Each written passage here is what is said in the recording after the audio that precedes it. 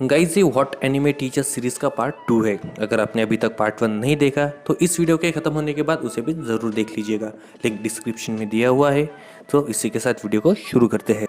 जितना बड़ा ड्रीम या जितना बड़ा गोल होता है उसे अचीव करने के लिए सेक्रीफाइस भी उतना ही बड़ा करना पड़ता है।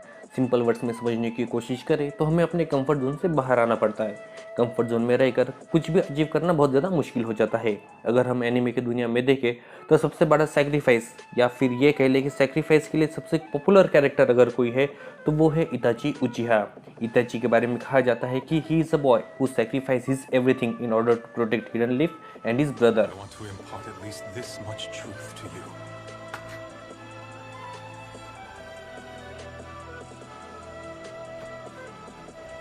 You don't ever have to forgive me. And whatever you do from here on out, know this. No matter what, I will love you always.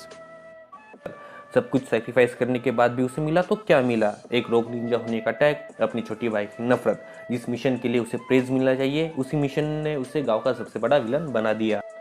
लेकिन इन सब के बाद भी उसके मन में किसी के लिए कोई हेट नहीं था। उसने अकत्सुकी भी सिर्फ इसलिए ज्वाइन की ताकि उससे हिडन लीफ को बचा सके।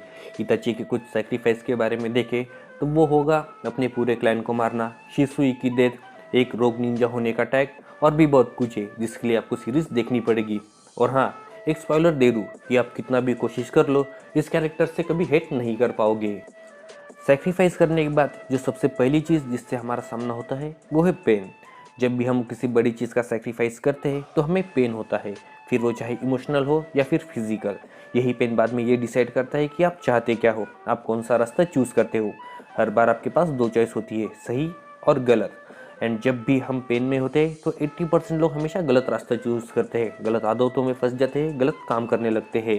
अगर हम पेन का सबसे बड़ा एग्जाम्पल देखें तो वो होगा खुद pen. Accept pain and know pain. Those who do not know pain will never understand true peace. I will never forget the pain that Yahiko suffered. And now, this world shall know pain. नागाटो एक सीधा साधा बंदा जिसके sacrifice ने उसे pen बनने पे मजबूर किया। याहिको की डेथ को देखकर उसने पूरी दुनिया को डिस्ट्रॉय करने का ठान लिया था। लेकिन नारुतो से बात करने के बाद उसे अपनी गलती समझ में आ गई और उसने पूरे डिस्ट्रक्शन को रिवर्स कर दिया जो उसने हिडन लीफ में मचाया था। पेन के कैरेक्टर आर्क से हमें पेन के दोनों रास्तों का सफ़र देखने को मिलता है कि अगर हम गलत रास्ता चूज़ करें तो क्या हो सकता है, और वहीं पे अगर हम सही रास्ता चूज़ करें तो हमें क्या हो सकता है। फ्रेंडशिप एक ऐसा रिलेशन है जो बाकी सारे रिलेशन से काफ़ी ज़्यादा अलग होता है। इसे आप खुद चूज करते हो कि आपको किसके साथ दोस्ती करनी है और किसके साथ नहीं। He cried for me. I was his enemy, yet still he cried for me. And he called me his friend, even though we had battled. He saved me. We were on different sides, but we were both Jinchuriki. Between those who have experienced the same pain, there can be no hate. एक दोस्त को दूसरे दोस्त की सारी बातों का पता होता है, ऑलमोस्ट सारी बातें। नारुतो वर्ल्ड में दोस्ती के काफ़ी सारे एग्जाम्पल्स है जिसमें से एक चूज़ करना काफ़ी ज़्यादा मुश्किल है। फिर वो चाहे माइट गाय का काकाशी को उसके डिप्रेशन जोन से वापस लाना हो या फिर नारुतो का गारा को एक्सेप्ट करना। लेकिन एक ऐसा एग्जाम्पल जिसने पर्सनली मुझे काफ़ी ज़्यादा शॉक किया वो था सास्के का नारुतो को डेथ वैली में जिंदा छोड़ना जब पहली बार उनकी बैटल हुई थी। उस वक्त सास्के के ऊपर कर्स मार्क हावी था। उसके दिमाग में सिर्फ इताची से रिवेंज की बात चल रही थी और इताची को हराने के लिए उसे एक नई पावर की ज़रूरत थी। वो नई पावर थी मांगेक्यू शारिंगन।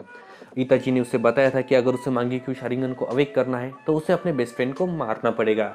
लेकिन इन सब के बाद भी सास्के ने नारुतो को जिंदा छोड़ा क्योंकि वो उसे अपना दोस्त मानता था। लिस्ट में जो नेक्स्ट क्वालिटी आती है उसके बिना ये लिस्ट हमेशा इनकम्प्लीट रहेगी और वो है बिलीव इन योरसेल्फ। किसी भी काम को करने के लिए खुद पर बिलीव होना उस काम को और भी ज़्यादा आसान बना सकता है, क्योंकि खुद पर बिलीव होने से दूसरों की बातों का कुछ असर आप पर नहीं पड़ता। फिर वो बातें चाहे पॉजिटिव हो या फिर निगेटिव, आपको पता होता है कि आपको क्या करना है। ऐसे में आपको रीज़न ढूंढने की भी ज़रूरत नहीं पड़ती, रीज़न खुद ब खुद निकल ही आते हैं।